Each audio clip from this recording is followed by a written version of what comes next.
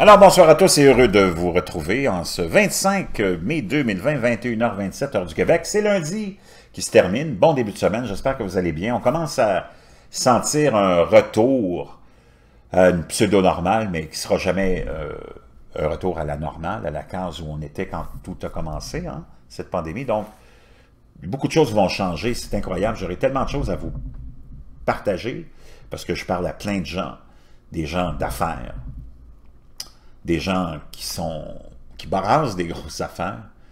Puis je vous ferai un compte-rendu de tout ça un petit peu plus tard, probablement demain. C'est vraiment intéressant d'écouter ces gens-là, puis de comprendre ce qui s'en vient. Nous autres, on le savait, hein, qu'il y a des grosses choses qui s'en venaient, sans être dans le détail, mais on savait que tu avais un alignement de planètes incroyable.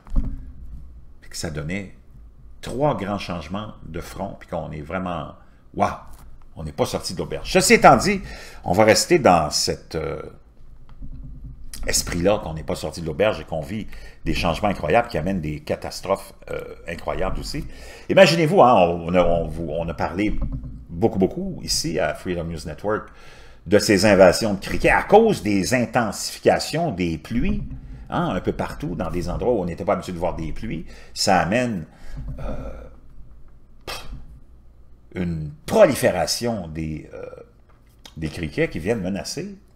Et là, on est dans une menace incroyablement élevée. Même les organismes qui s'occupent des pays en voie de développement, les organismes charitables, nous prédisent probablement une crise de la faim, une des plus grandes qu'on aura connues ces dernières années, due justement à ces changements climatiques et à ces invasions de criquets. On se retrouve vraiment dans des paramètres bibliques. Comprenez-vous? Après 17 ans de sieste, des millions de cigales sont sur le point d'envahir certaines parties des États-Unis, indéniablement, nous dit Strange Sound. 2020 a un peu une ambiance de fin du monde. C'est vrai quand même, hein? Puis nous autres, on le savait, je vous l'avais dit en 2019, même en 2018, préparez-vous ce qui s'en vient, ce qui s'en vient. En 2019, je vous disais, 2020, ça va être une année, ouf! C'est pas 2030 qui va être l'année, c'est 2020. Et pour couronner le tout, il y aura bientôt des essaims d'insectes par millions dans certaines parties de l'Amérique. On peut voir ici la fameuse cigale qui reviendra par millions cet été. Et là, ils ont des prévisions de tempêtes aux États-Unis, mes amis, cette année, qui sont hallucinantes. Là, encore hier, puis aujourd'hui, c'est des tempêtes, des inondations, de la grêle, du vent, des tornades. Ils vont vraiment payer le prix. C'est vraiment quelque chose d'extraordinaire qui se passe en ce moment. Il y a d'abord eu des événements météorologiques extrêmes, puis la crise sanitaire et économique, et pour couronner le tout, il y aura bientôt des essaims d'insectes par millions dans certaines parties de l'Amérique. Cependant, au lieu des sauterelles, mai verra le retour de millions de cigales du genre Magicicada qui attendent leur temps sous terre depuis 17 ans. Je vous laisserai le lien dans la boîte de description. Les cigales périodiques sont ainsi nommées en raison de leur apparition en temps opportun au-dessus du sol. Ce sont des événements générationnels, a déclaré l'entomologiste Gene Christie. Et beaucoup de gens utilisent l'émergence pour marquer le passage du temps, se souvenir des événements clés de leur vie et se rappeler simplement où ils étaient et ce qu'ils faisaient la dernière fois que les cigales sont sorties. La couvée émergente en 2020, appelée couvée X1, hein, pour 11, n'a pas été vue depuis 2003. La durée nécessaire pour que les larves de cigales parviennent à maturité sous forme d'adultes varie selon le genre. Certaines apparaissent au bout d'1 an seulement, tandis que pour d'autres, comme la couvée de cette année, peut attendre 17 ans. Le cycle de vie de cigales ou des cigales périodiques est l'un des grands mystères des biologistes et la raison pour laquelle elles prennent si longtemps n'est toujours pas entièrement comprise. Une chose que nous savons, c'est que lorsque les cigales qui sont enfouies dans le sol pendant cette période de maturation sont prêtes à émerger, à se reproduire et à pondre, elles sortent lorsque le sol se réchauffe, généralement en mai. Leur nombre continue d'augmenter, le pic d'émergence atteignant généralement juin. Une fois qu'ils ont atteint la surface, la course est sur le point de perdre leur manteau souterrain et de commencer à trouver un partenaire, car ils ont une courte espérance de vie d'environ 4 à 6 semaines, et dans leur hâte de partir, ces animaux ne sont pas timides. Le tsunami de la couvée de cette année annonce quelques semaines bruyantes pour le sud-ouest de la Virginie, la Caroline du Nord et la Virginie occidentale, alors que les mâles chantent pour se retrouver une femelle. Les cigales périodiques sont l'un des insectes les plus bruyants de la Terre, créant un son vibrant en utilisant des membranes sur le côté de leur corps pour élever une raquette pouvant atteindre plus de 90 décibels, à peu près le niveau d'une tondeuse à gazon, avec pas moins de 1,5 million de cigales attendues par acre dans les États-Unis subventionnés. Les résidents devraient vraiment s'armer de patience et de bouchons. Les communautés et les fermes avec un grand nombre de cigales qui émergent à la fois peuvent avoir un problème de bruit important, avertit l'entomologiste Eric Day de Virginia Tech dans un communiqué. J'espère que tout ennui à la perturbation est tempéré par la rareté et l'incroyable de cet événement. Il y a d'abord eu les incendies, puis le fléau de la santé, et pour couronner le tout, nous sommes même pas à la moitié de l'année. Imaginez-vous, il y aura bientôt des essaims de cigales par millions dans certaines parties de l'Amérique. Wow! Vraiment incroyablement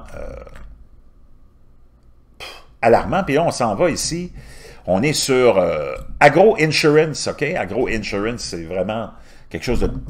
C'est le site par excellence pour savoir ce qui se passe dans l'agriculture au niveau mondial.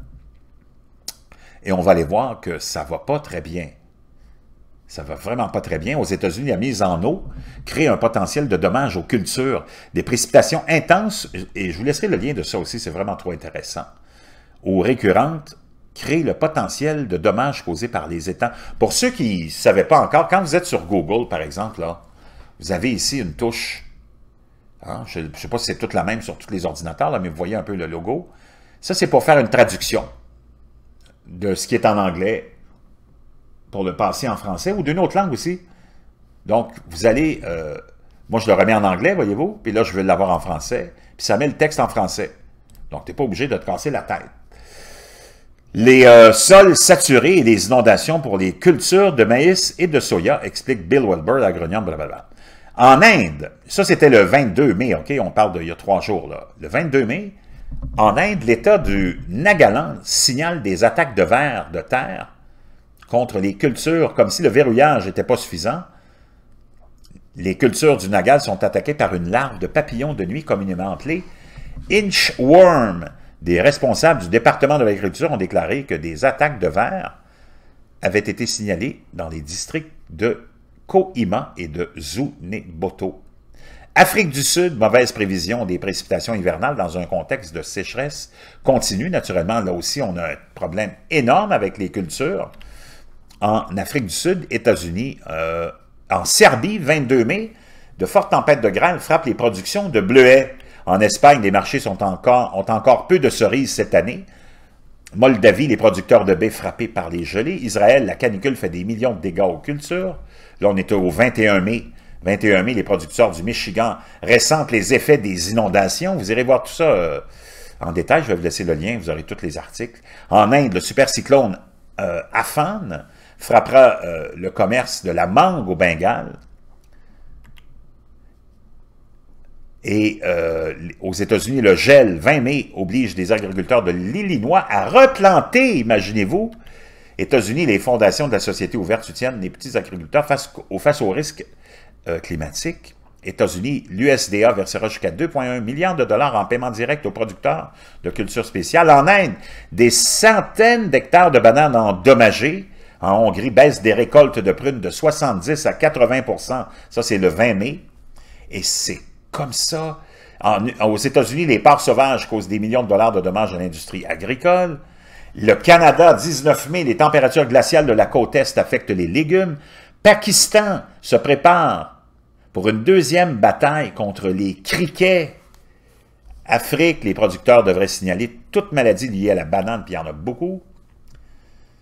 L'Espagne et l'Italie, le 19 encore, puis c'est plein, c'est juste de ça. Lutte contre la saison des fruits à noyaux en raison des problèmes météorologiques. Je vais essayer de revenir à la page précédente. C'est juste pour vous donner une idée, parce que c'est parlé nulle part, ça. Il n'y a personne qui en parle de ça. Et c'est ce qui est le plus important. Puis c'est pour ça qu'on vous on vous cache tout, c'est parce qu'on peut-être qu'on pense que vous ne seriez pas capable de faire face à la réalité, mais ce qui se prépare, puis ce qui s'en vient, c'est, honnêtement, là, c'est pas des bonnes nouvelles.